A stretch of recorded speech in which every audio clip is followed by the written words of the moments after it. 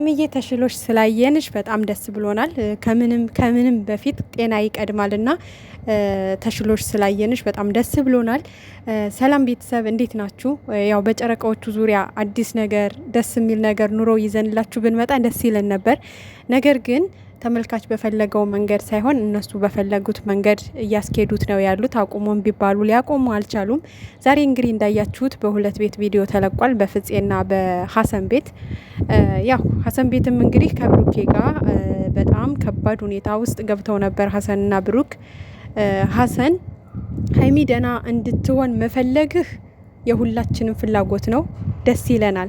ከጎኗ ሁነህ ነገሮችን በትዕግስት እንድታካሄድ ነገሮችን በቃ ተረጋግታ እንድታስብ ብታደርጋት እኮ የሁሉም ሰው ደስታ ነው። ግን አንተ ከሱ አርቀህ ይዛሃት ሂደህ የምር እሷ ደስተኛ ትሆናለች ወይ የሚለው ደግሞ የሁላችንም ጥያቄ ነው። ገባህ? ስለዚህ እንደገና ደግሞ ንግግርህ ራሱ ልክ አይደለም። የምር ለሀይሚ አስበህ ሀይሚን ደህና እንድትሆን ፈልገህ እያደረግክ አይነት አይመስልም። ንግግርህ ድርቅ ያለ ነው። በቃ ኃይለ ቃል እየተጠቀምክ ነው እየተናገርክ ያለኸውና እንዴት ልናምንህ እንችላለን? የምር ሀይሚ ደህና እንድትሆን ፈልገህ ነው ወደ አዲስ አበባ የምትወስዳት የሚለውን ለማመን ይከብደናል፣ ከሁኔታ አንጻር ማለት ነው እንጂ እኮ ከሀይሚ ጎን መሆንህ እኮ የሁላችንም ደስታ ነው፣ የሁላችንም ማለት ነው። ምክንያቱም እሷ ደህና እንድትሆን እንፈልጋለን። ደህና ሁና ተረጋግታ ያለውን ነገር ከብሩኬ ጋር በተረጋጋ ሁኔታ እንዲያወሩ እንፈልጋለን እኮ። ግን አንተ የሄድክበት መንገድ አንደኛ ሴት ልጅ በጨለማ በሌሊት ይዘህ መውጣትህ፣ ሁለተኛ አለመናገርህ ብሩኬን እኮ ነግረኸው ቢሆን ቢያንስ እሺ ገብቷል፣ ነግሬሃለሁ ሀይሚ ልትሄድ ነው ተነስታለች ብዬ ነግሬሃለሁ ብትል ያ ራሱ አንድ አሳማኝ መንገድ ነበረ። ግን አንተ ጸጥ ረጭ ብለህ በሌሊት ሴት ልጅ ይዘህ ከከተማ መውጣት በጣም ከባድ ነው። የሆነ ነገር ቢገጥማችሁ ለአንተም ጸጸት ነው የምር ማለት ነው። እና ደግሞ ከብሩኬ ጋር ወንድሜ ከምትለው ልጅ ጋር በዚህ ልክ እላፊ ቃል መነጋገሩ ጥሩ አይደለም። የፈለገ ልንነጋገር እንችላለን እንዳይደብራችሁ ብልሃል መግቢያ ላይ፣ ግን ልክ አይደለም። ለምንድን ነው የማይደብረን? እናንተ እዛ ጋር ክፉ ቃል ስትለዋወጡ እኛ እንድንደሰት ነው የምትፈልጉት ወይስ ምንድን ነው? ለነገ ትውልድ የምታስቀምጡት ለልጆቻችሁ ምንድን ነው የምታስቀምጡት? አልገባኝም እንዴ። መጨረስ ያለባችሁም በውስጥ ከካሜራ ጀርባ ክፉ ቃልም ካለ ከዛው ጨርሱ። ወደ ተመልካች ጋር ግን ኃይለ ቃል እየተነጋገራችሁ አትምጡ፣ ደስ አይልም ማለት ነው። ሲቀጥል ደግሞ አሁንም ያለ አቋም ደስ አይልም ሀሰን ማለት ነው። ብሩኬም ቢሆን ተረጋግተ ከሀይሚ ጋር ማውራት ያለብህን ብታወራ ነው የሚሻለው። በቃ ትቆጣህም፣ ትስደብህም፣ ትምታህም፣ ትነጫነጭብህም ያለውን ነገር ችለህ እናውቃለን። አንተም ጥሩ ስሜት ውስጥ አይደለህም። ግን በቃ እንደምንም ዋጥ አድርገህ ችለህ እሷን ለማዳመጥ ለማውራት ሞክር እንጂ መተህ ከጓደኞቹ ጋር ስላወራህ ለሀይሚ ለውጥ አይሰጣትም። ገባሃል? ከማንም ጋር መተህ ስለ እናንተ ጉዳይ ብታወራ ለሀይሚ ስሜት አይሰጣትም። ቀርበህ እየመታችህም እየተቆጣችህም እየሰደበችህም እየተነጫነጨችህብህም ቢሆን በቃ አውራት። ማውራት ያለብህን ነገር በቃ አውራት። እየተጨቃጨቃችሁም ቢሆን ግን ደግሞ ካሜራ ላይ አይደለም፣ ከካሜራ ጀርባ። ካሜራ ላይ እኛ የእናንተን ጭቅጭቅ፣ የእናንተን እላፊ ቃል፣ የእናንተን ልብ የሚሰብር ቃል መስማት አንፈልግም። ለእናንተ ችግር ከሌለው ለነገ ለልጆቻችሁ ማታስቡ ከሆነ እኛ ደግሞ መስማት አንፈልግም። በቃ እኛም ልባችን እየተሰበረ ነው በእናንተ ንግግር። ስለዚህ እዛው ካሜራ ጀርባ ያለውን ነገር ብታወሩና ብትጨርሱ ይሻላል ብዬ ነው የማስበው። ሲቀጥል ደግሞ የዩ ፍላጎት ግልጽና ግልጽ ነው። የልጅቷን ማሳደጊያ ስጠኝ፣ ልጅቷን ማሳድግበት ይቸግረኛል አይደለም የዩ ጥያቄ። ከመጀመሪያውም እስካሁን ከእርግዝናው ከተባለው ጀምሮም እስካሁን የዩ ጥያቄ በቃ ልጄ ያላባት ማድረግ ያለባትም የልጄን አባት ከኔ ጋር አድርጋለሁ አብሬ እኖራለሁ ነው የእሷ ጥያቄ። ስለዚህ ይሄን ነገር ደግሞ በእርግጥ ብሩኬም ፍፄም ያለው ነገር አለ፣ ብሩኬም ቅድም ያለው ነገር አለ። እያንዳንዱን ነገር አምጥቼ የግዴታ ካሜራ ፊት መናገር ወይ ደግሞ ላንተ ማውራት የለብኝም ብሎታል። እኔ ምን እያደረግኩ እንደሆነ ምን እንዳለው እኔ ራሴ ነኝ የማውቀው፣ የግድ ላንተ ማውራት አይጠበቅብኝም ብሏል። ፍፄም ብሩኬ ምን እያደረገ እንደሆነ ማንም የሚያውቅ ነገር የለም፣ ታገሱ፣ በቃ በትዕግስት ጠብቁት መጨረሻውን ብሏል። በእርግጥ ምን እያደረገ እንደሆነ እንግዲህ ራሱ ነው የሚያውቀው። ማስተካከል ባለበት መንገድ ማስተካከል ግዴታው ነው ማለት ነው። ግን ደግሞ እሱ እስከሚያስተካክል ሀይሚ መጎዳት የለባትም።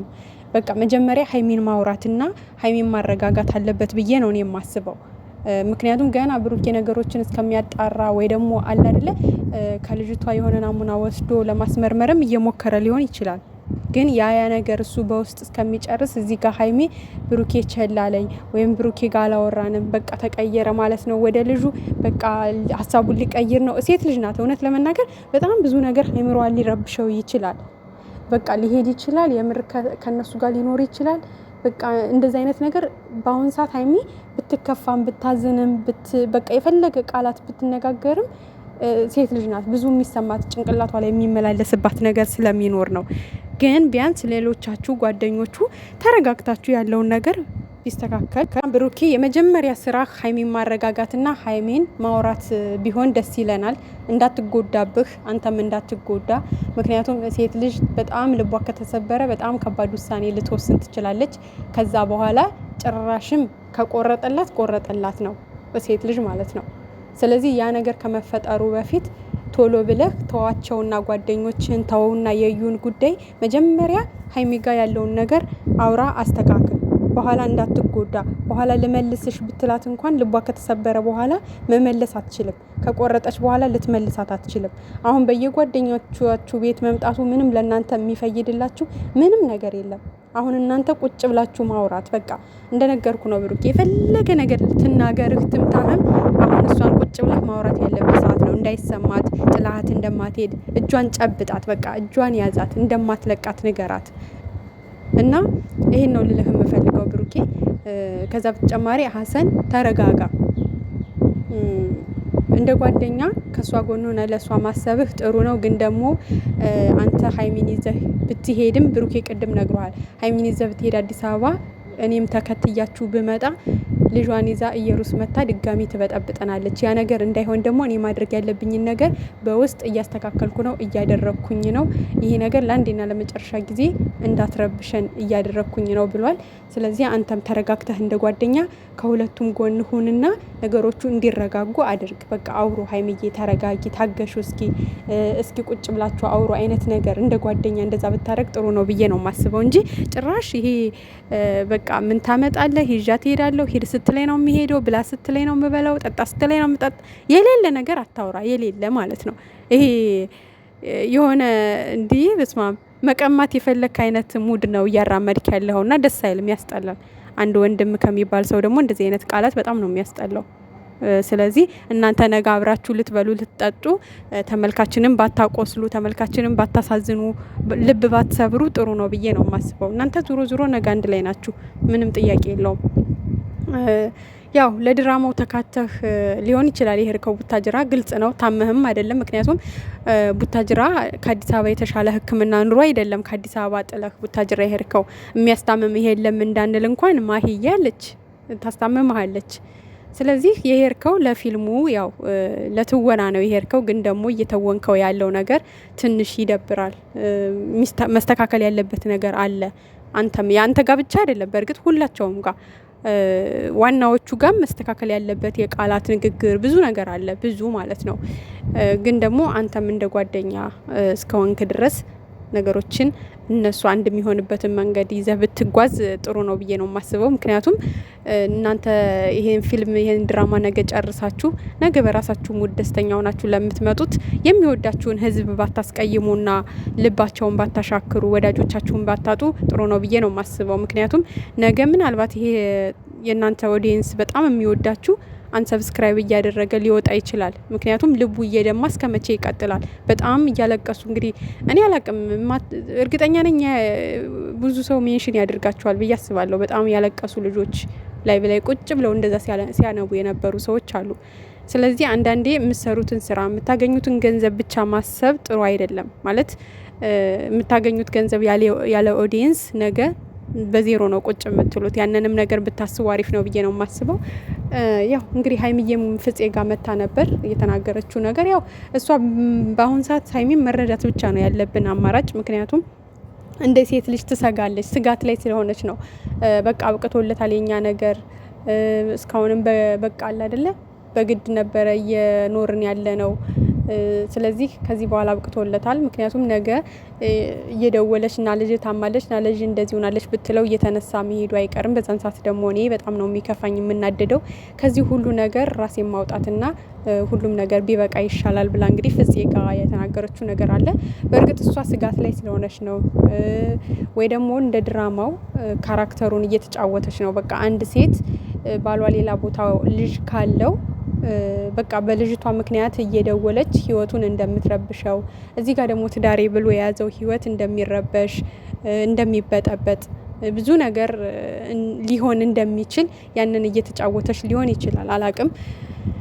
ምክንያቱም የእነሱ እውነተኛ ታሪክ ቢሆን በፍጹም ካሜራ ፊት አያመጡትም ነበር፣ እውነቱን ስነግራችሁ ማለት ነው።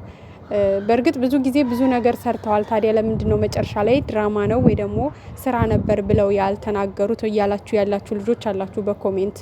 በእርግጥ እውነታችሁን ነው። እስካሁን ስራ እየሰራን ነበር ብለው የተናገሩት የስራ እንትን የለም፣ አልተናገሩም እንደዛም ብለው።